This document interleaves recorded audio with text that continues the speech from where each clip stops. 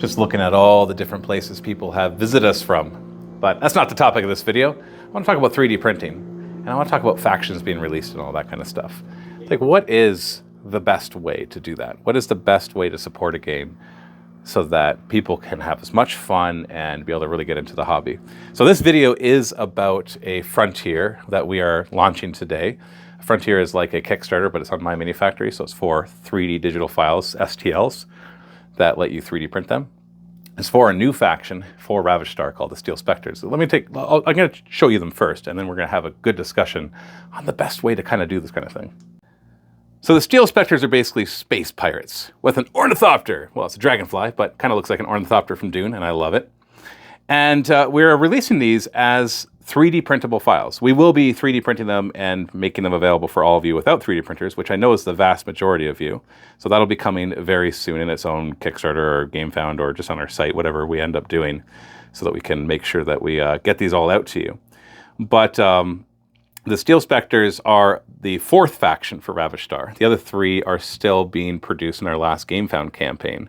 And so we've got the Telrathi Steel, which is our robots and guys on bikes and drones.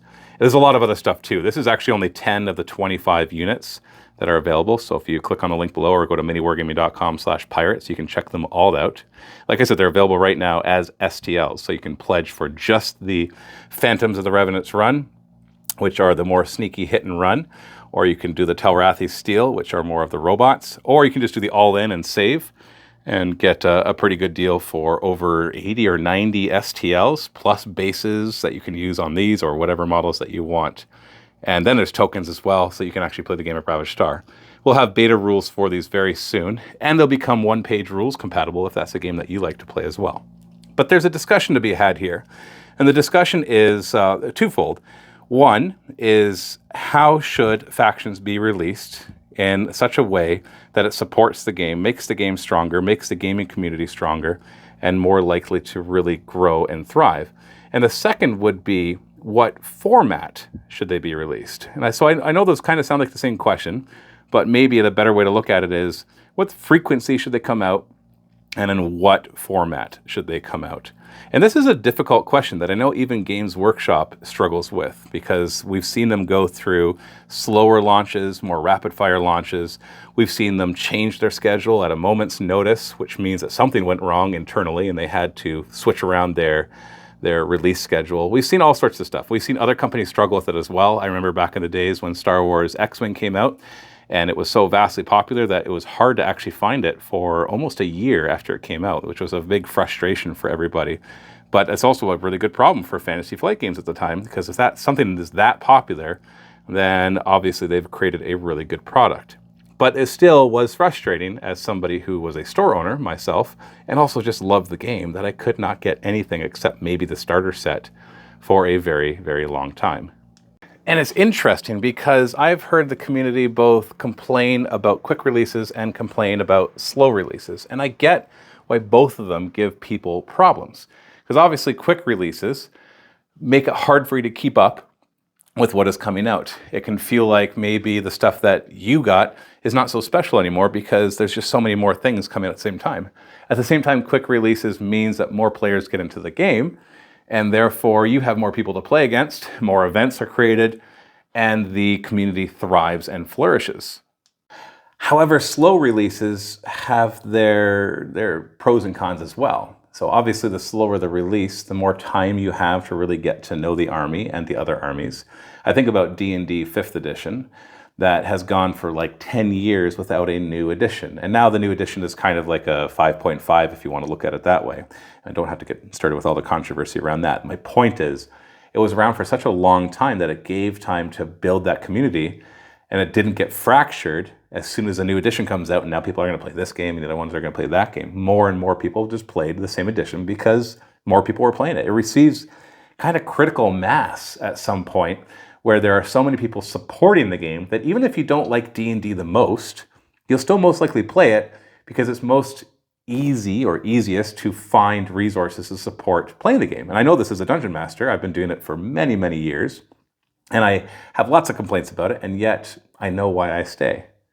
The truth of the matter is there's no right or wrong answer for everybody.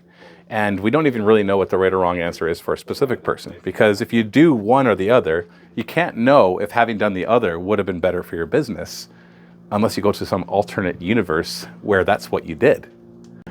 And so when I think about how we're releasing the Steel Specters as a 3D printable faction for Ravaged Star, and our current Ravaged Star campaign is still going, I don't mean that you can still back it, but that we're still working on manufacturing, it raises questions of whether this is the right move for us. In fact, as much as I've seen the majority of people get excited about the fact that we're coming out with Space Pirates, and it's probably the coolest faction, if I'm really going to say it, out of all of them, there are still concerns. It's like, well, why aren't you waiting until you fulfill your Kickstarter before doing another one? And there are, of course, answers to those questions. The first one being obvious, at least to those who do development, that now that we're in manufacturing, we really have nothing else to do except wait for the manufacturing to be done and play testing of the game, of course, which is ongoing. And so what are we going to do for those months while we're waiting for the next minis? Well, we've got to develop the next factions. And the idea of releasing it as 3D printable miniatures is to make it accessible quicker. So when you go to PVC, which is what we're doing it in, the mold cost is really high. And when mold costs are really high, then a few things happen. First, you have to make sure that you're going to sell enough of them. Because of the high upfront cost of making molds, there's a certain minimum that you have to sell before you just even break even. On top of that, when you want to make a squad of 10 guys, you have to have some of them be duplicates, or you have to increase your mold costs.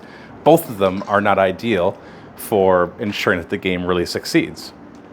See, where 3D printing has a huge advantage over that because you don't have any mold costs. If you want to make 10 unique STLs, only cost is making the STLs, not the molds.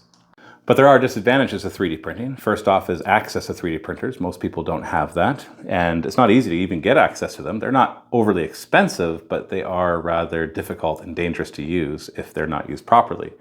And then there's the cost. Resin is rather expensive. Even the cheaper stuff, when you look at it per kilogram, is quite high compared to the plastics that PVC or Games Workshop uses in their models really costs.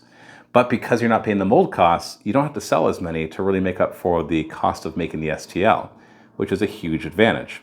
Now, we're going to actually be 3D printing these models as well. That'll be coming very soon. We're just ironing out a few last kinks in the whole production process, and then it'll be good to go to get these into your hands even faster. So we're going to solve that. But really, the profit margins on them are going to be lower than the PVC models, but there's no mold costs, so we can get to profit faster. So you see the issue? It's really hard to know what is the right choice. So what we've decided to try out is releasing more factions while we wait for all the PVC models to get manufactured. And so this is our first of several frontiers that will be run to give you more models and more factions for Ravaged Star. And the nice thing is you already have the rules for the other 3 factions, so you can proxy in whatever you want and just start playing the game and enjoying the game. And then once the models show up, obviously you can use the official models if that is what you want to do. I personally think that this new faction looks tremendously awesome. You can see more pictures of renders and everything of the other units at miniwargaming.com/pirates. What do you think though? I want you to weigh in the comment section. You can make the comment as long as you like. Just talk about how you feel about how you've been treated as a customer by many different companies over the years as you have enjoyed or not enjoyed this hobby and how that has affected your enjoyment of it. Either way, we're always going to try our best to do what is best for the game, what's good for our company, what's good for you guys. We're going to try to deliver quality products and rules that are fun and try to be as transparent as possible about the entire process so you can understand why we make decisions that we make. So anyways, I hope that you'll consider supporting us in the frontier. If you go to miniwargaming.com/pirates, you can get access to that right now.